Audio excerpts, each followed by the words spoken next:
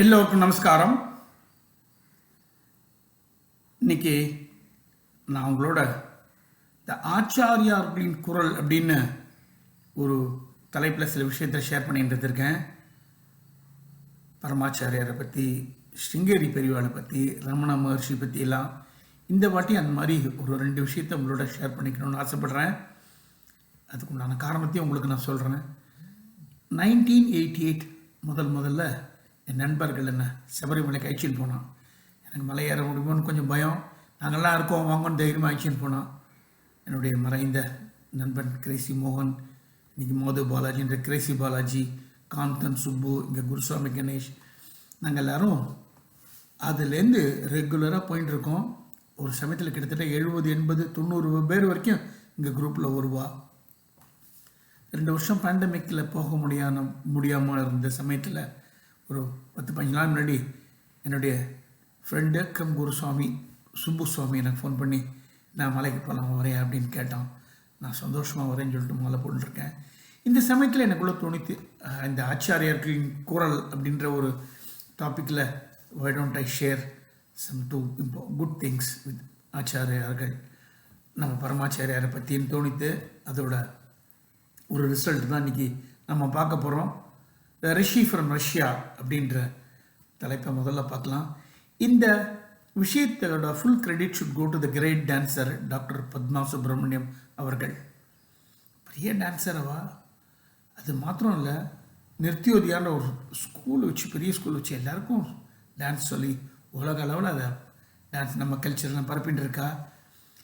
எந்த அளவுக்கு இதில் ஒரு சர்வீஸ் பண்ணி ஒரு பெரிய விஷயமா பண்ணிட்டு இருக்காங்களோ, ஈக்குவலி இம்பார்ட்டண்ட்டாக நம்ம கல்ச்சருக்கும் ஆத்மீகத்துக்கும் the great lady is done lot of service. பரமாச்சாரியார்ட்டையும் அவருடைய பிரதர்ட்டையும் ரொம்ப சரண்டான ஒரு கிரேட் பர்சனாலிட்டி. அவங்க சொல்லி ஏதோ ஒரு இடத்துல அவங்களே இதை ஒரு வீடியோவில் போட்டிருக்காளோன்னு எனக்கு ஒரு ஞாபகம் இருந்தாலும், இது அவங்க சொல்லி யாரோ அதை பதிவு பண்ணியிருக்காரு. So it's recorded information given to us by Dr. Padma Subramaniam. So I would like to acknowledge her for sharing this wonderful story. அதான் நம்ம இன்றைக்கி பார்க்க போகிறோம். முதல் கதையாக, a Russian scientist experience with Kanchi Mahaperiyava. Many years ago, some Russian scholars had come to Chennai for a research on Hindu culture.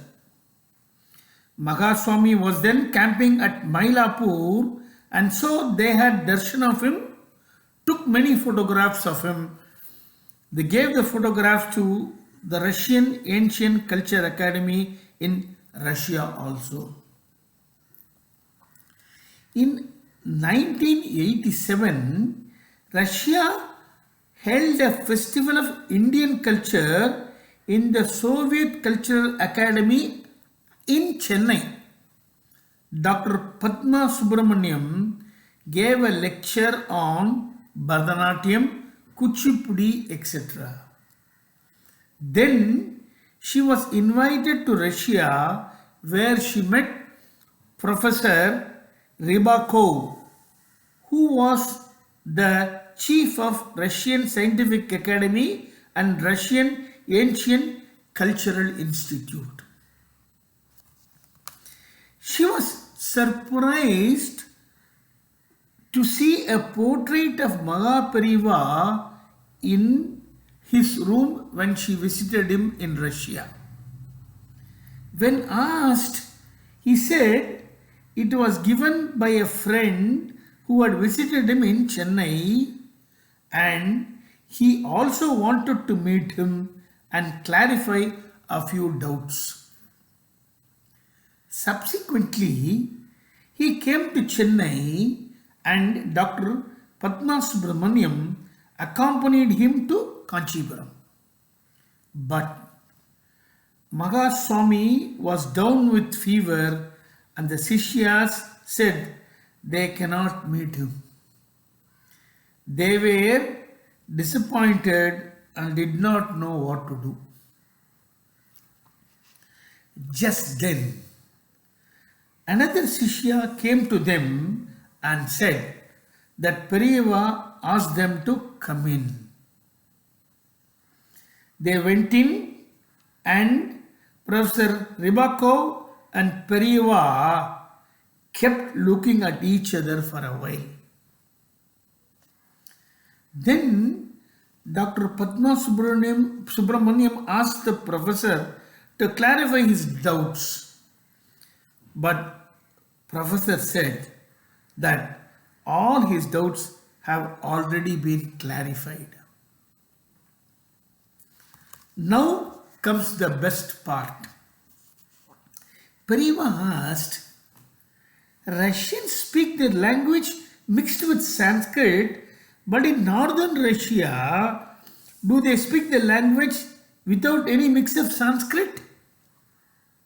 Professor Rybakov was surprised and said, yes. Then Periva said, you say Russia now. In ancient times, it was known as Rishivarshanam. You know why? That is where rishis like Yagna Valkyar were running a Vedic research center. Then he spoke about the history of Russia at length. Then the professor said that he wanted to become a Hindu. Periva said, you are already a Hindu. But the professor insisted on a Hindu name for him. Periva laughed and said, he has grey beard like Rishi. So from now on, his name is Rishi. Well, that Rishi runs a branch of Ramakrishna Mutt in Moscow now. Let us all remember this great Mahan who lived only for the sake to teach us how we should lead our lives. Sri Kanchi Mahaperiva Tiruvadigal Charanam. Now, வசதியான விஷயம். எவ்வளோ பூர்வீகமாக ட்ரெடிஷ்னலாக இருந்த விஷயத்தை காப்பாற்றி நம்ம கொடுத்து நம்மளோட வாழ்ந்திருக்கார்.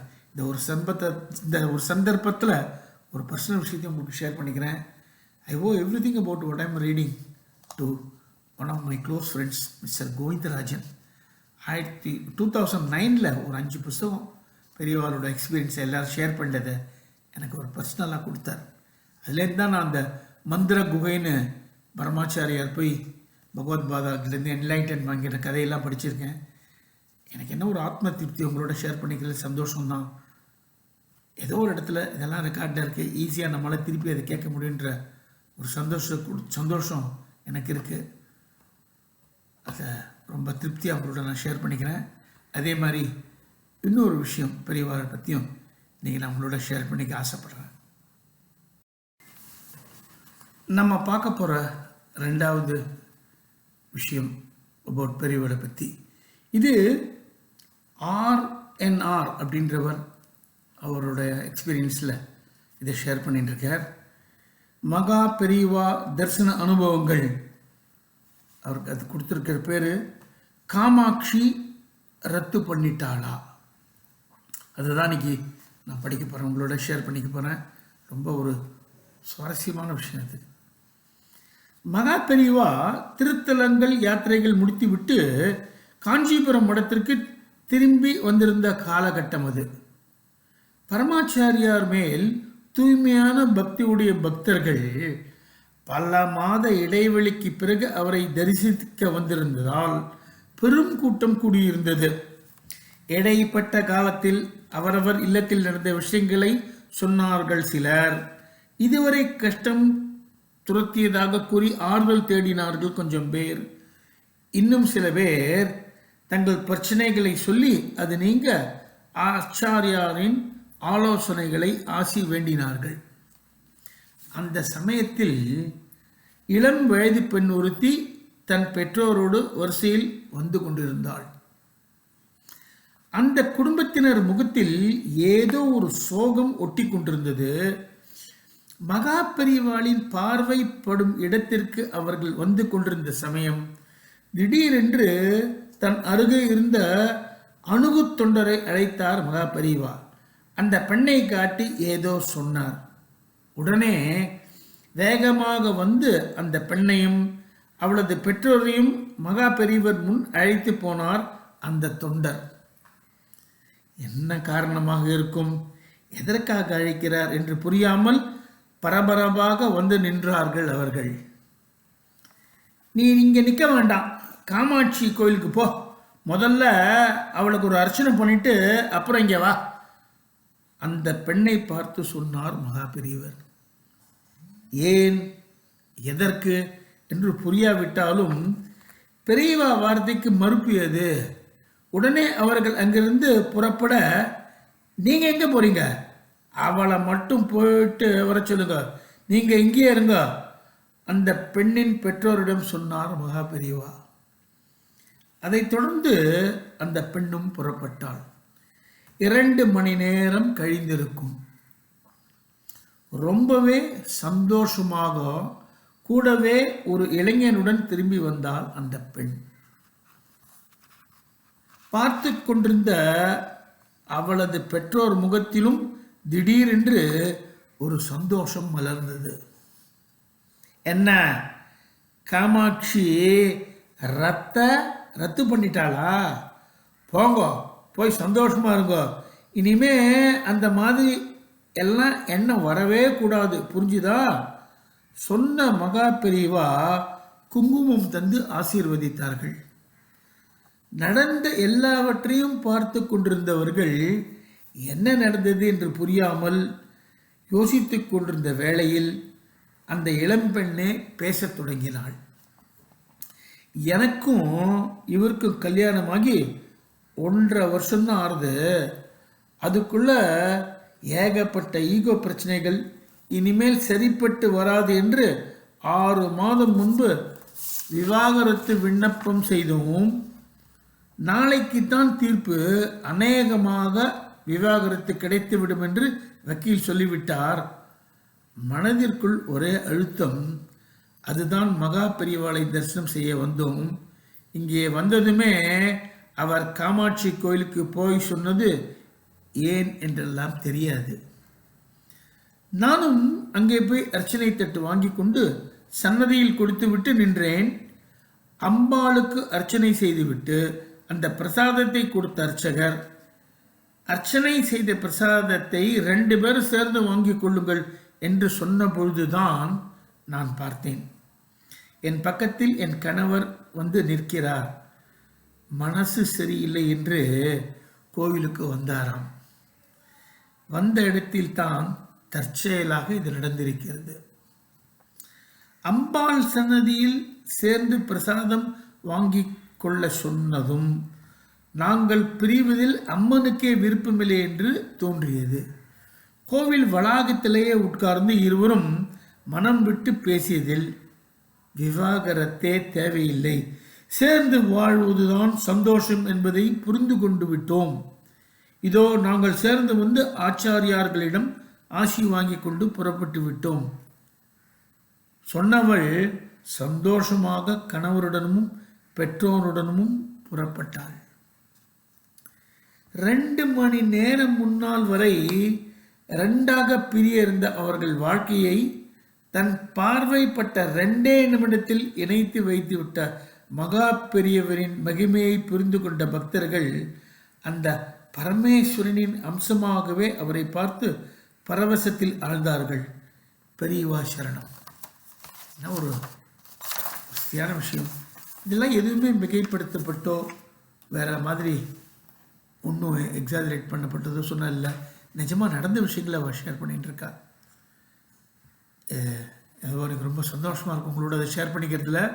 இந்த முதல் எபிசோடில் நம்ம பார்த்தபோது பார்த்தேன்னா அந்த ப்ரொஃபஸர் ரிபக்கோ ஒருவர், பரமாச்சாரியர்கள் பார்ப்பார், அப்புறம் வெறும் பார்வையிலேயே எனக்கு எல்லாம் பதில் கிடச்சிருத்தும்பார். இதை நம்ம முன்னாடி பார்த்துருக்கோம். ரமண மகர்ஷி இந்த எக்ஸ்பீரியன்ஸ் அதே எதனா பால் பிரண்டனுக்கும் அவ்வளோ சந்தேகத்தோட வருவார். ரமண மகர்ஷி உட்கார்ந்துட்டு இருப்பார். அவர் கண்ணை பார்த்த உடனே அவர் எல்லா டவுட்ஸும் கிளாரிஃபை ஆகிட்டு இருப்பார். ஒரு மகான்களோட ஒத்துமையை பாருங்க, ரொம்ப நன்னா இருக்குது. அதே மாதிரி ஏதோ ஒரு இடத்துல ஒன்றுமே பண்ணாமல் சாதாரணமாக நம்மளோடையே இருந்துட்டு இந்த மாதிரி விஷயங்களை ரொம்ப அழகாக வசதியான விஷயங்கள் இருக்குது அப்படிங்கிறதையும் நமக்கு தெரிவித்து ஒரு மனுஷாளுக்குள்ள ஒரு ஆத்மீக ஞானம், கடவுள் பக்தின்னு பல விஷயங்களை பரமாச்சாரியார் அவளை சேர்ந்த அந்த அத்தனை மகான்களும் செஞ்சுருக்கா. இந்த சமயத்தில் அவர்கள் எல்லோருக்கும் என்னுடைய பெரிய ஒரு நமஸ்காரத்தை நான் தெரிவிச்சுக்க ஆசைப்பட்றேன். இந்த மாதிரி ஒரு சந்தர்ப்பம் உங்களோட எனக்கு ஷேர் பண்ண கொடுத்ததுலையும் எனக்கு ரொம்ப பெருமையும் சந்தோஷமாகவே இருக்குது. நிச்சயமாக இது நீங்கள் ரசித்து கேட்பேன் நம்புகிறேன். நன்றி, வணக்கம்.